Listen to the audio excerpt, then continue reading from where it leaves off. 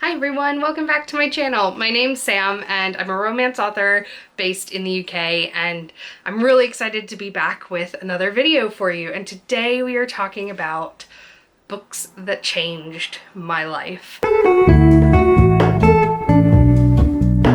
Books in general have had a really transformative effect on my life since I was really little. Books have been hugely important to me. I've gone in chronological order on these because that just feels right, taking you through my story in books. I've got my favorite Lucy and Yak dungarees on, feeling very in the zone of nostalgia and looking back at some of the greatest reading moments, greatest bookish moments I should say, and you'll see why when we get to number 4. Some of the greatest bookish moments of my life. First book that absolutely changed my life when I was about 10 years old is The Hobbit by J.R.R. Tolkien. If you don't know what The Hobbit is, what rock are you living under? I will happily come for a visit and bring you a copy. But The Hobbit is about a hobbit, unsurprisingly. This hobbit, who usually lives a very quiet life, is inspired by a wizard named Gandalf to go on a quest to help a clan of dwarves take back their ancestral home from a dragon. It is great fun, great adventure. I read it for the first time for the summer reading challenge for my school before I went to 6th grade. And I was on vacation with my family when I read this book, and I remember I made my parents buy a tent for me so that I could sit on the beach with them but without having to be in the sun at all and have the sun glaring down on my pages. And I remember I read so many books that week. I read this book twice that week. It was the first book I read, and then I put it down, and I knew by the end of the week that I had to go back to it. It was so impactful, in fact, that I wrote an inscription on the inside about how much it meant to me in my weird little childish cursive. This book belongs to me, and it is very dear to me. If you find it, please contact me by either telephone or email, both of which are listed below. Feel free to read my favorite book, this one, in the meantime. Farewell wherever you fare, till your Aries receive you at the journey's end. And, because one quote wasn't enough, may the wind under your wings bear you where the sun sails and the moon walks. I don't know if you could tell, but the giant eagles were a fan fave at the time. Sincerely, Samantha. So I was clearly very passionate about this. And the reason that this book changed my life is because it unlocked in me this sense of adventure through reading that I just never quite came back from. It was my first favorite book, and it still is to this day. It's a very well loved. This is my original copy. I've got prettier editions, but this is like very well loved. You can tell because I just adore it. It's so good. So The Hobbit is number 1. Number 2 is The Other Boleyn Girl.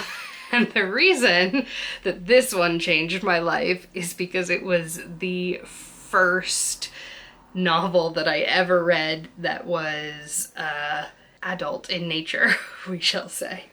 If you haven't read The Other Boleyn Girl or seen the movie, as you can see from the tie-in cover with Natalie Portman and Scarlett Johansson there, it follows the story of Anne Boleyn and her sister Mary, and actually Mary is the central character in it, and talking about how they both had relationships with the king, but because of their differing personal ambitions and what they were willing to do to get what they wanted, their lives took drastically different courses. It is a very good book. It's Philippa Gregory, so it is a bit steamy and there's incest because that's what Philippa Gregory does best. I was probably 13 when I read this book, and I promise you that if my church-going mother had known what was in this book, I would not have been allowed to read it, but I did. But I say that it changed my life because you don't forget the first time you read something like that, and obviously as a romance author now, that was pretty seminal for me. Next one, Wuthering Heights. Controversial, I know. A lot of people really don't like this book. If you can't tell from how well loved this copy is, do love this book. I read it for the first time for high school English class, like most people, and it was the first time that I had enjoyed reading something that I was supposed to be reading for school. Listen, I know that Heathcliff and Cathy are both despicable people. I get it. I do get it. But that doesn't preclude this from being a beautiful novel, and it doesn't preclude their expression of love from being something poetic. I have highlighted so many passages. Look how much of the text on this spread is highlighted. Obviously, the Nellie, I am Heathcliff is very iconic, but like that whole paragraph you can see highlighted here is just such beautiful prose. I cannot express it, but surely you and everyone have a notion that there is or should be an existence of yours beyond you. What were the use of my creation if I were entirely contained here? My great miseries in this world have been Heathcliff's miseries, and I watched and felt each from the beginning. My great thought in living is himself. If all else perished and he remained, I should still continue to be, and if all else remained and he were annihilated, the universe would turn to a mighty stranger. I should not seem a part of it. My love for Linton is like the foliage in the woods. Time will change it, I'm well aware, as winter changes the trees. My love for Heathcliff resembles the eternal rocks beneath, a source of little visible delight, but necessary. Nellie, I am Heathcliff. He's always, always in my mind, not as a pleasure any more than I am always a pleasure to myself, but as my own being. So don't talk of our separation again. It is impracticable.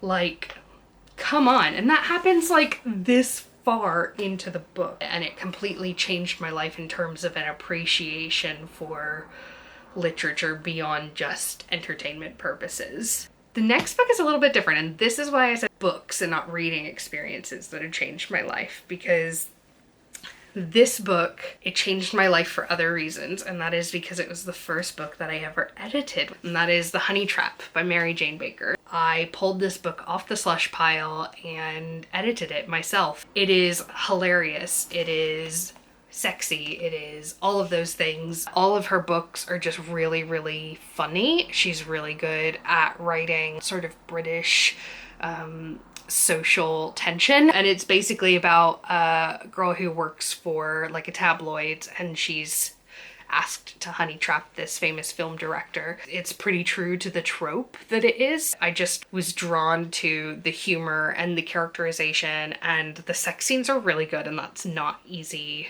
to do, and editing it was just an incredible experience for me. I loved every second of it. The next book came to me when I was in a depressive period, to be quite frank with you, and I had fallen into a reading slump as a result. And this book did not single-handedly pull me out of a depressive period. It did not completely cure my mental health overnight, obviously, because it's a book, but it did give me enough of an inkling of magic to continue working on my own project, which in turn had a really big impact on my life and on my mental health. And that is The Night Circus by Erin Morgenstern. I love this book. I know BookTube loves this book, so I won't get into it too much, but it's about these magicians who are competing in this sort of epic years-long magical competition, and they're doing so in the setting of a circus that they're basically like creating through their magic. But it's sort of star-crossed lovers, but I just found it so enchanting, and I think that the fact that a book can create that spark of magic that you need to do the thing that is going to make you feel more like yourself is really powerful. The fact that it did that for me is what makes this a life-changing book for me. The next book is my all-time favorite romance comfort read, and that is Beach Read by Emily Henry. And I know the internet loves this book, but like, I really love this book. This is so good. I was like 2/3 of the way through this book, and I texted my best friend and said, this is my new comfort read. It's about two writers who find themselves in neighboring beach houses for the summer, who were adversaries in university. They become friends. They decide to swap genres for the summer. They get really close, and I'll let you fill in the blanks on that one. Highly recommend this book. As a writer myself, I think that obviously I relate to January and Gus in that way. The experience that January is going through of having writer's block because of some of the things that have been going on in her life, I can really, really relate to that. And at the time that I read this book, I was in that situation. And like, there's this one point where Gus literally says there's no such thing as writer's block. It's just not knowing what your character wants in that moment. It was such a throwaway thing in the book. Like, it's not the point of the book necessarily, but it's literally changed the way that I write, like completely. Last week, right, I was working on my new project and I was just like, I'm just not feeling it. I just don't want to do it right now. I could feel myself like making excuses day after day of why I wasn't going to write. And I literally just remembered that advice, and I forced myself to sit down and map out what was it that each of my characters wanted at that time and where I could find the points of tension that inspired the narrative. And it inspired me to get through that dreaded middle bit that every writer hates so much. It's also just really good fun. And then the last book, Chef's Kiss. But also, I hesitated before including it in this list because I literally read it last month. But I can already tell it's changed my life, and that is Tomorrow and Tomorrow and Tomorrow by Gabrielle Zevin. There's a section of this book called The NPC, and if you've read it, you know. I was in the middle of that section when my husband came to try to say something to me and try to talk to me, and I'm not usually one of those people that like won't talk to people when I'm reading, but I literally was like, go away, I need a few minutes. And whatever he wanted to say to me was quite important because he literally sat down next to me and I was like, I don't care, I'm gonna finish this section.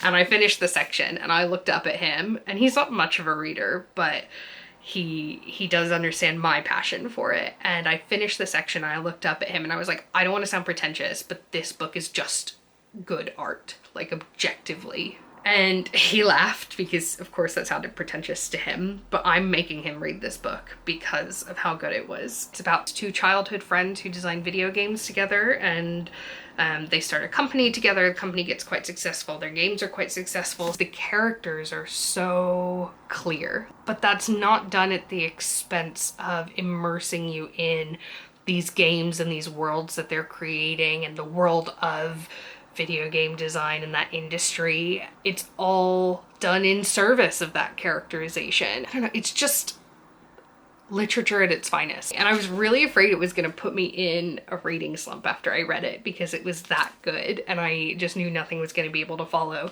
to the point that I intentionally read something I knew I wasn't going to enjoy as a palate cleanser. The beginning of this book was slow for me. I did really struggle with like the first quarter of it, and I remember reading it and thinking there's absolutely no way. Like, one of the quotes on the front is John Green saying one of the best books I've ever read, and I remember literally thinking, well, John Green, you have terrible taste.